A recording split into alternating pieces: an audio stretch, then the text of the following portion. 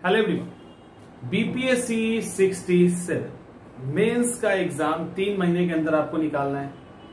3 महीने में ही निकालना है ना, तो यहां पे एक स्मार्ट प्लान आपके पास होना चाहिए। कैसे आप आगे बढ़ेंगे और आपका अप्रोच मेंस के लिए क्या होगा, उस पे बात करते हैं। आपके मेंस में जो सब्जेक्ट है उसको अगर पूरा तोड़ मरोड़ कर देखा जाए तो पहला सेक्शन जब आप फर्स्ट पेपर को उठाएंगे सबसे पहले आपको मॉडर्न हिस्ट्री दिखेगा, उसके साथ बिहार का आर्ट एंड कल्चर है। बिहार इन हर सब्जेक्ट में बिहार बाय डिफॉल्ट ऐड है, तो उसको आप मत कहना कि आप अलग से क्यों नहीं बोल रहे हो। मॉडर्न हिस्ट्री मतलब बिहार और इंडिया दोनों, उसके साथ बिहार का आर्ट एंड कल्चर। फिर नीचे आएंगे तो सेक्शन आएगा करंट अफेयर्स का। करंट अफेयर्स के साथ आप इंटरनेशनल रिलेशन भी जुड़ा है। कुछ सवाल आईआर के भी वहां पे एकदम से डेडिकेटेड सवाल देख सकते हैं। तीसरा जो सेक्शन है वो डाटा इंटरप्रिटेशन का है, जिसको डीआई कहते हैं। एक पेपर। दूसरा पेपर, पहला पॉलिटिकल साइंस यानी राजनीतिक शास्त्र का किताब, पॉलिटी से क्वेश्चन होंगे वहां पे। उसके बाद जो सवाल होगा वो सवाल ज्योग्राफी और इकोनॉमिक्स से होगा।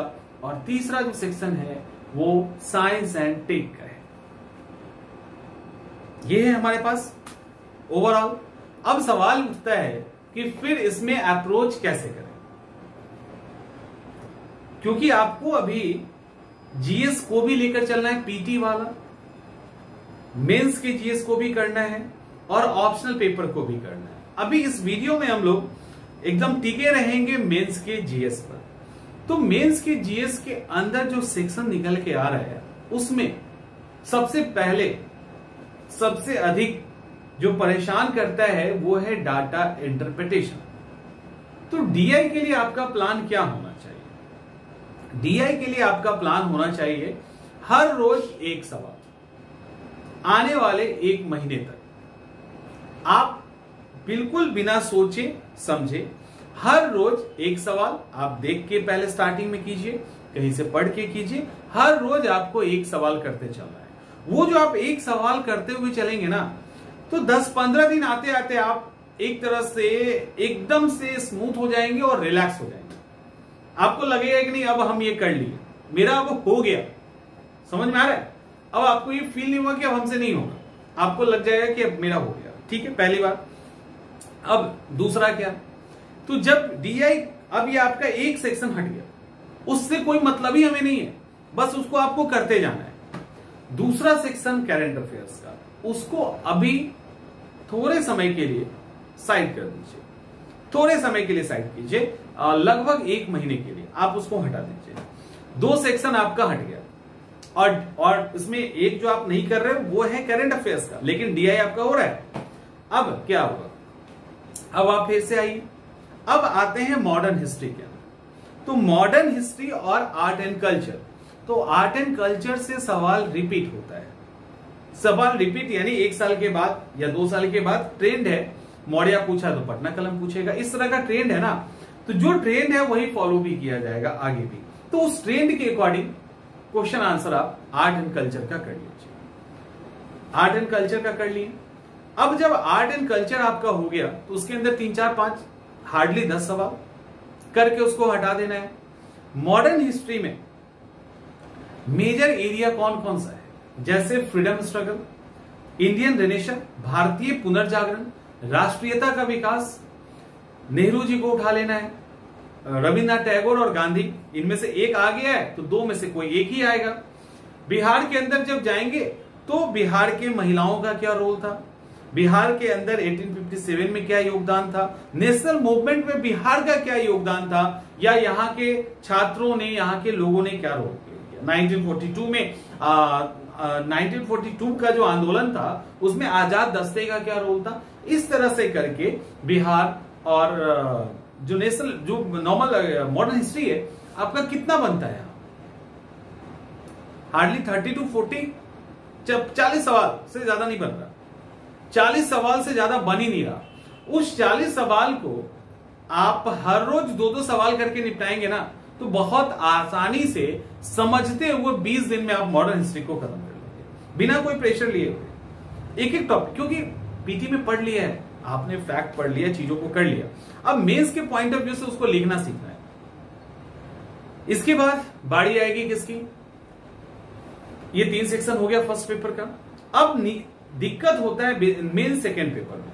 आप कहोगे फर्स्ट तो उनको समझ में आ जाता है, सेकेंड में दिक्कत ज्यादा होती है। एक तो पॉलिटी भी परेशान करता है, दूसरा ज्योग्राफी और इकोनॉमिक्स और साइंस एंड टेक।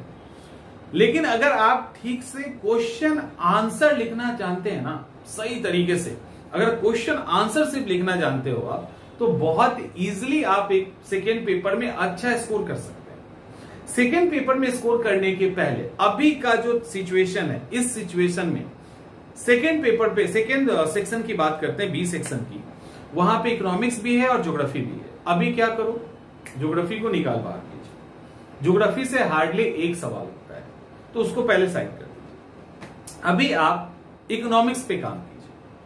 जो इकोनॉमी है वो कुछ बेसिक लाइक एलपीजी का कॉन्सेप्ट आया था, एलपीजी का कॉन्सेप्ट आया था, भारत की अभी आर्थिक स्थिति कैसी चल रही है, या इकोनॉमिक्स से रिलेटेड कुछ और बेसिक सवाल आरबीआई के कार्य प्रणाली के बारे में पूछा जा सकता है। पंचवर्षीय योजना के दौरान उतार चढ़ाव भी पूछा जा सकता है, और कुछ करंट रिलेटेड टॉपिक के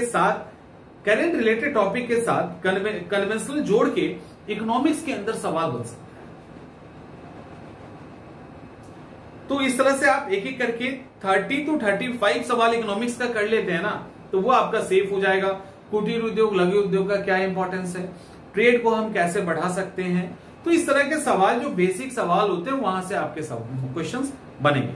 और इकोनॉमिक्स में एक चीज और देखा गया है कि इकोनॉमिक्स में अभी जो मैं बातें कह रहा हूं ना, हो सकता है यहां से सवाल भी ना आए, इसकी संभावना भी है, या हार्डली एक सवाल आए, राजकोषीय घाटा और ये करके। लेकिन कहां आएगा, बेरोजगारी, गरीबी, भूखमरी, इस तरह के जो अप्लाइड सवाल है जिसके लिए पढ़ने की भी जरूरत नहीं है, सिर्फ आपका एक बेसिक अंडरस्टैंडिंग होना चाहिए।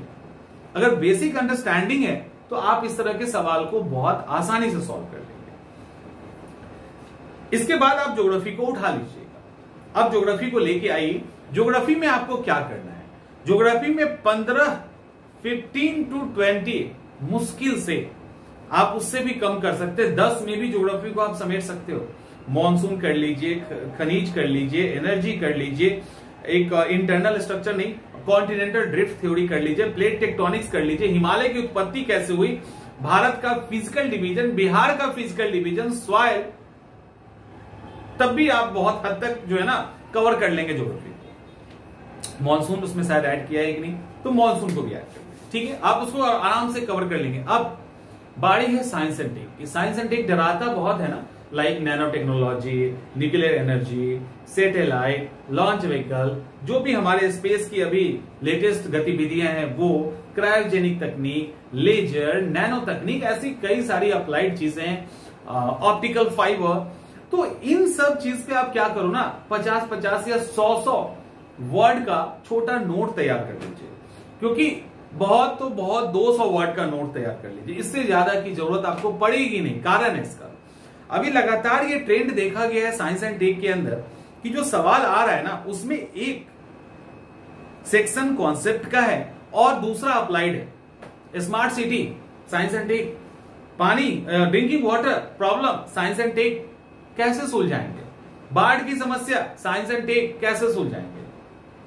तो वो साइंस एंड टेक का हमारे लाइफ में क्या यूज है, हम गवर्नेंस को साइंस एंड टेक के थ्रू कैसे ठीक कर सकते हैं। तो इस तरह के अप्लाइड सवाल जिसके लिए फिर से कोई खास पढ़ाई की जरूरत नहीं है, जो साइंस एंड टेक के बेसिक कॉन्सेप्ट है ना, रोबोटिक्स और ये सब, उस पर 200 वर्ड में एक शॉर्ट नोट तैयार करके रख लीजिए, उसको चिपकाइए, अप्लाइड सेक्शन को अप्लाई कर दीजिए, कहानी खत्म। साइंस एंड टेक इससे अधिक है ही नहीं, इससे अधिक है ही नहीं। और साइंस एंड टेक के अंदर तो नोट्स भी बनाने की जरूरत नहीं है, नोट्स भी बनाने की जरूरत नहीं है। आप सिर्फ ये जो 200 वर्ड में बोला ना करने क्यों, ये कर लीजिए। कितना, 10 12 कितना होगा सोचो, 10 या 12 इतना ही, मैंने मुश्किल से 25 से 3000 वर्ड्स में आपके सारे साइंस एंड टेक का जो पोर्शन है ना, नैनो टेक और ये सब, ये हो जाएगा, उतना ही चाहिए। और बाकी तो अप्लाइड है ना, तो अप्लाई कर दोगे, वहां जैसे पूछेगा उसके अकॉर्डिंग आपको आंसर लिख देना है। पॉलिटी के अंदर 30 to 35 सवाल रिपीट होते हैं, कुछ ऑप्शन है नहीं। आपसे वहां पार्लियामेंट के बारे में पूछ सकता है, लोकसभा संसद यानी पार्लियामेंट के बारे में, राष्ट्रपति अध्यक्षात्मक शासन के बारे में, क्यों हमारा पार्लियामेंट अच्छा है, डेमोक्रेसी की विशेषता क्या है, संविधान हमारा रिटेन है या संविधान की विशेषताएं पूछी जा सकती है, फंडामेंटल राइट डीपीएसपी के अंदर, कॉमन सिविल, और उसके अलावा इलेक्शन कमीशन, राष्ट्रपति का इलेक्शन अभी हाल में हुआ है वहां से सवाल आ सकता है। तो इस तरह के अप्लाइड निर्वाचन आयोग की क्या भूमिका है, फाइनेंस कमीशन की क्या भूमिका है, तो ऐसे करके लगभग 30 to 35 सवाल बनते हैं आपके पास, और 30 to 35 सवाल बनता है जहां से आप ऑलमोस्ट पॉलिटी के सेक्शन को कवर कर लेंगे। अभी एक एक करके मैं अभी इस वीडियो के बाद से टॉपिक आपको करवा दूंगा, उस टॉपिक को आप कवर कर लीजिएगा, आप ऑलमोस्ट सवाल बनाने के स्थिति में, ठीक है। तो ये हो गया। अब जो वहां करंट अफेयर्स छोड़ रखा है ना, उसको लेके आइए। करंट अफेयर्स में आपको अगर दिक्कत हो रही है तो करंट अफेयर्स का टॉपिक तो हम देंगे, बट अगर आपको करंट अफेयर्स के अंदर दिक्कत हो रही है ना, तो करंट अफेयर्स में आप क्या कीजिए मैं बताता हूं। जो अभी करंट अफेयर्स पढ़े हो ना, सबसे आसान तरीका, जो अभी पढ़े हैं ना मैगजीन, उस मैगजीन से आपको क्या निकालना है, उस मैगजीन से जो इंपॉर्टेंट टॉपिक है, लाइक अंटार्कटिका पे कुछ हुआ है, रशिया यूक्रेन का कुछ चल रहा है, तो ऐसे टॉपिक को आपको वहां से सिर्फ उठा लेना है, क्योंकि वहां तो फैक्ट्स है नहीं, और उसको गूगल पे डालो। जो कंटेंट आता है ना, उससे रिलेटेड कुछ फैक्ट्स तैयार कर लीजिए। वैसे करंट अफेयर्स के अंदर हम टॉपिक आपको बता देंगे, कुछ फैक्ट्स तैयार कर लीजिए, करंट अफेयर्स आपका हो जाएगा। तो ये अभी सबसे बेस्ट तरीका है आपको कवर करने का। इसमें करंट अफेयर्स को अभी आप 1 महीने के लिए डिले कर सकते हैं। साइंस आपका जो लास्ट सेक्शन है डीआई का, वो अभी लगातार चलता रहेगा साइड में, तो डीआई का तो झंझट ही खत्म हो गया। इसके अलावा साइंस एंड टेक में आपको 3000 वर्ड्स के आसपास का नोट्स बनाना है, दैट्स इट। हर टॉपिक पे 100, 200, 150, 200 ऐसे करके, और जब एग्जाम में आएगा अप्लाई कर दीजिएगा। तो साइंस एंड टेक इतना बड़ा इशू है नहीं जितना दिखता है। इकोनॉमिक्स के अंदर कुछ क्वेश्चंस पे आपको प्रैक्टिस कर लेना है, हार्डली 10, 12, 15 के आसपास ज्योग्राफी के सवाल बनेंगे। मॉडर्न हिस्ट्री को छोड़ दीजिए अभी, वो तो आप कर ही लोगे। डीआई हो गया। करंट अफेयर्स के अंदर भी 30 to 35 के आसपास टॉपिक है, जहां से आप उसको कवर कर सकते हैं।